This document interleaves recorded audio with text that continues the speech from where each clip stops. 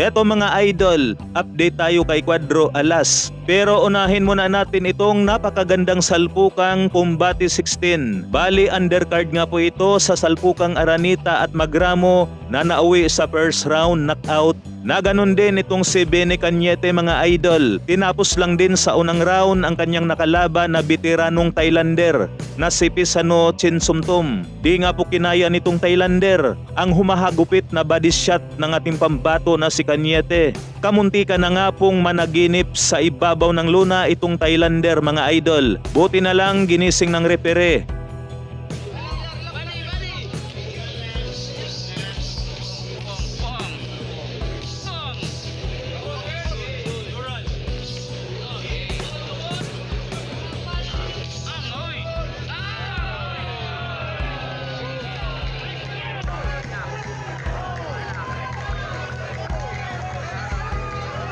Samantala mga idol, sinabi nga po ni Cuadro Alas ang dahilan kung bakit palaging Japan ang laban ni Naoya Inoue. Una, pabor nga daw kay Naoya Inoue ang klima sa Japan pati mga pagkain. Kaya di nga raw ito halos umaalis si Naoya Inoue sa Japan. Sa madaling salita nga po mga idol, baka manibago ang katawan ni Naoya Inoue kung sa iba't ibang bansa ito lalaban. Kita ganahan nga Inoue mo sining ka kontra pero mao jud ang target nato, mao na number 1 target nato.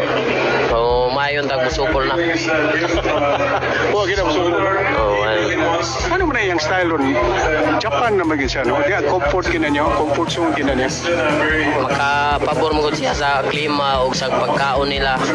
Manang di jud champion dia. Kaya may punto nga naman itong si Cuadro Alas. Ito naman ngayon ang pinaka-latest update sa meeting ng magkakapatid na Casimiro at ang Treasure Boxing Promotion na si Mark Alisna. Sinabi nga po rito ni Kuya Lods na Dandel meeting Dandel.